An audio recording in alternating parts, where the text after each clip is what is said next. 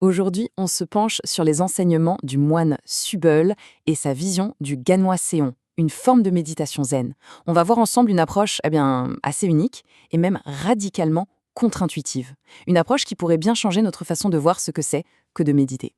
Cette situation, ça parle à quelqu'un? C'est normal, c'est l'expérience de presque tout le monde. La somnolence d'un côté et un esprit qui part dans tous les sens de l'autre. Ce sont les deux défis les plus courants. Mais, et si la solution ce n'était pas de les combattre? Et si c'était au contraire de les accueillir?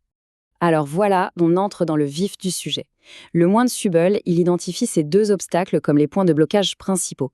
Mais là où la plupart des méthodes nous disent de lutter et de nous battre, son conseil, lui, est d'une simplicité presque choquante. En gros, il faut arrêter de se battre. Commençons par le premier, le grand classique. Cette envie de dormir qui arrive sans crier gare.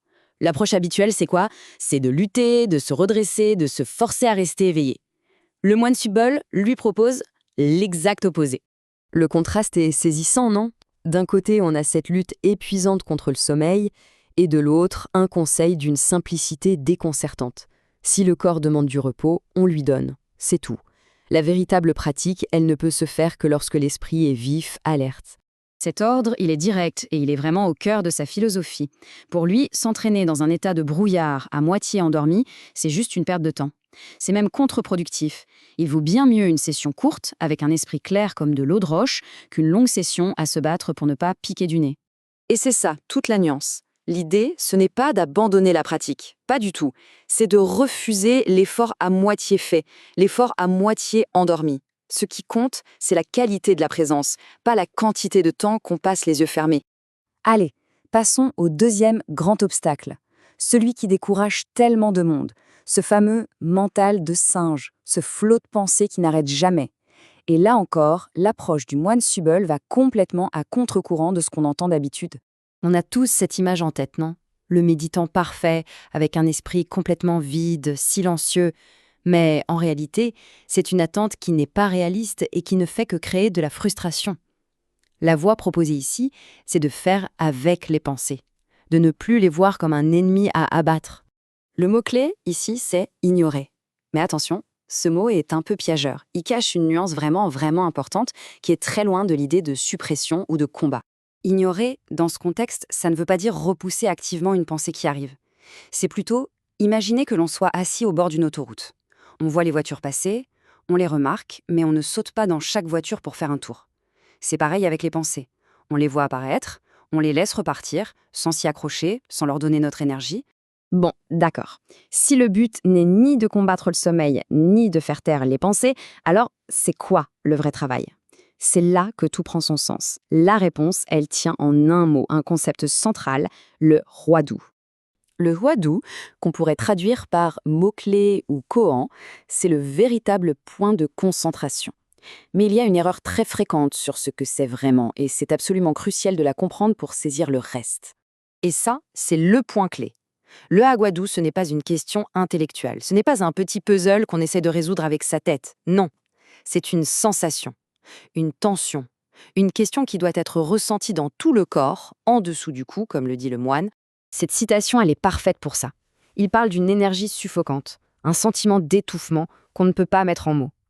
Et c'est précisément ce sentiment que le pratiquant doit maintenir et même intensifier.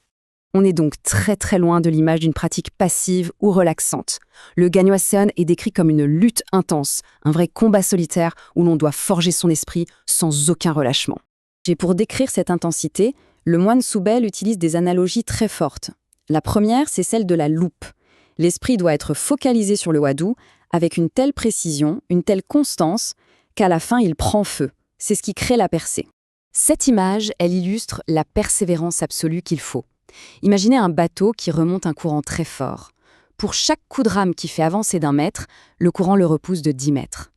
La clé, nous dit le moine, c'est de ne compter que se mettre vers l'avant. Il faut ignorer les reculs et se concentrer uniquement sur l'acte de pousser. Encore et encore. Et en voilà une autre tout aussi parlante. Le moment de difficulté maximale, ce point de rupture où tout semble sur le point de lâcher, eh bien ce n'est pas le signal pour faire une pause. C'est exactement le moment où il faut redoubler d'efforts. C'est là, à cet instant précis, que la transformation peut avoir lieu. Donc, si on met tout ça bout à bout, l'effort demandé est total. C'est une expérience solitaire, complètement corporelle et pas du tout intellectuelle. Et le plus dur, sans doute, c'est de continuer sans se demander tout le temps si on fait bien ou pas. Il faut juste persévérer sans juger. Alors, la grande question, quel est le but de toute cette lutte? Qu'est-ce qui attend la personne qui persévère, qui traverse toute cette tension? Qu'est-ce qu'il y a de l'autre côté du mur? Le résultat, ce n'est pas de se dire « Ah, j'ai compris ». Ce n'est pas une nouvelle idée ou un concept. C'est un basculement complet de la perception, une expérience directe qui change absolument tout, et ce, en une fraction de seconde. Le processus est décrit avec des images incroyables. D'abord, on se heurte de plein fouet à ce mur mental.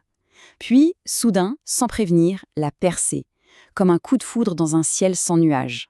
Et enfin, la libération.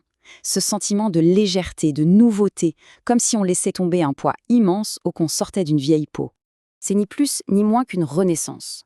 La structure même de la perception, de qui on est, de ce qu'est la réalité, est modifiée pour de bon.